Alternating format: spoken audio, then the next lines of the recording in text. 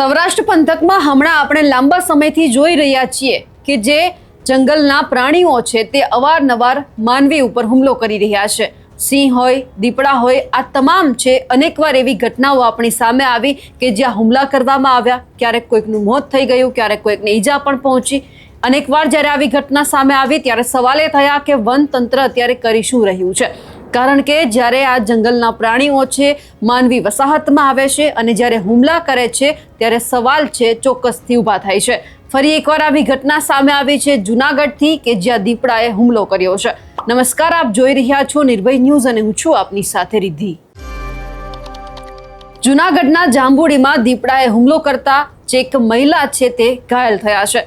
હજુ હમણાં થોડા સમય પહેલા આપણે જોયું હતું કે ગિરનારની અંદર જે 12 વર્ષનું બાળક છે એ પોતાના પરિવાર સાથે ગિરનાર ચડવા આવે છે, પાછળથી સિંહ આવે છે, હુમલો કરે છે અને આ બાળકને ખેંચીને લઈ જાય છે। એ ઘટના જો તાજેતરની છે, હજુ એમાં કામગીરી ચાલુ છે। એ જ સમય દરમિયાન જૂનાગઢમાંથી ફરી એકવાર આવી ઘટના સામે આવી કે જ્યાં જાંબુડી ગામમાં રાત્રિના સમયે લગભગ 2:30 વાગ્યાના અરસામાં 20 ફૂટ ઊંચો ડેલો હોય છે એમને ઠેકીને ઘરના રૂમ સુધી દીપડો પહોંચી ગયો અને દાઈબેન નામના મહિલા છે તેમના ઉપર ઘાતકી હુમલો કરવામાં આવ્યો।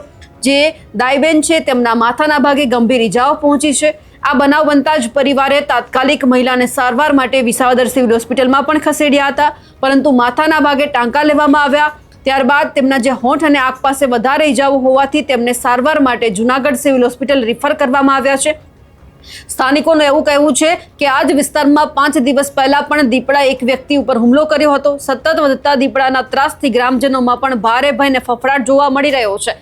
એટલે હવે જે રીતે આ ઘટનાઓ સામે આવી રહી છે, આ ઘટના છે એ ક્યાંક અટકવાનું નામ નથી લેતી। આ કોઈ શરૂઆત નથી કે આ કોઈ અંત નથી। આવી અનેક ઘટનાઓ આપણા સુધી આવી છે। હવે શહેરી વિસ્તારો સુધી પણ જે આ જંગલના પ્રાણીઓ છે તે આવી રહ્યા છે અને અનેક ઘટનાઓ આપણી સામે આવી રહી છે। પરંતુ હવે જ્યાં જાંબુડી ગામની અંદરથી ઘટના સામે આવી છે અને જેમાં પીડિત છે એમના પરિવારના સભ્ય શું કહી રહ્યા છે તે પણ સાંભળી લઈએ।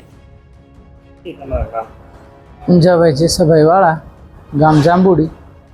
અમારે રાત્રે 2-2:30 વાગ્યાની આસપાસ રૂમમાં દીપડો ઘરી ગયો હતો અને ડાઈબેન મારા મમ્મી એને માથામાં ઈજા કરી અને ઓસરી ડબલ ઓસરી હતી અને 20 ફૂટનો ડેલો હતો, એ ઠેકી અને અંદર ઘરી ગયો હતો દીપડો।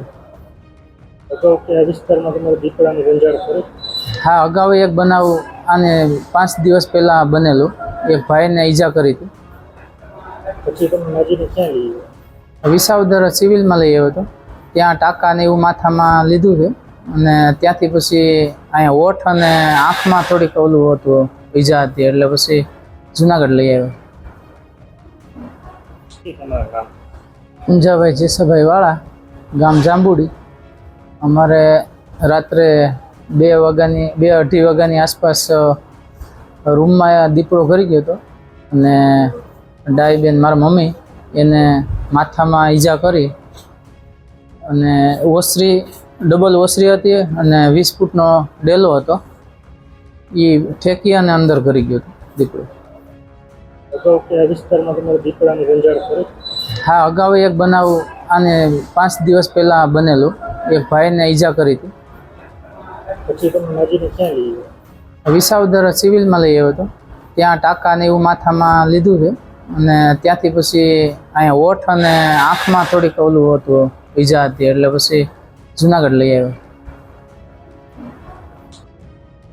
જૂનાગઢના ગિરનારની અંદર જ્યારે આ ઘટના સામે આવી હતી ત્યારે રજીસ્ટ્રેશન સુધીની વાત આવી, અલગ અલગ કામગીરી કરવામાં આવી, પરંતુ જ્યારે આવી ઘટના સામે આવે છે કે ગામડા સુધી જે દીપડા છે, સિંહ છે પહોંચી રહ્યા છે, ઘર સુધી પહોંચી રહ્યા છે, ઘરમાં ઘૂસી અને હુમલો કરવામાં આવી રહ્યો છે, ત્યારે ચોક્કસથી એવું કહી શકાય કે જ્યાં જંગલના પ્રાણીઓ જ્યારે માનવી વસાહતમાં ધીમે ધીમે આવી રહ્યા છે એનું કારણ માત્ર એટલું પણ હોઈ શકે છે કે જે રીતે માનવી છે પોતાની વસાહત છોડી અને જંગલમાં જઈ રહ્યા છે, અલગ અલગ રીતે જે વન્ય પ્રાણીઓ છે તેમને છંછેડવાનો, તેમને રંજેડવાનો પ્રયત્ન કરતા હોય છે, એટલે સ્વાભાવિક છે કે જંગલના પ્રાણી છે તે પણ માનવી વસાહતમાં આવે છે અને આવા હુમલા કરે છે।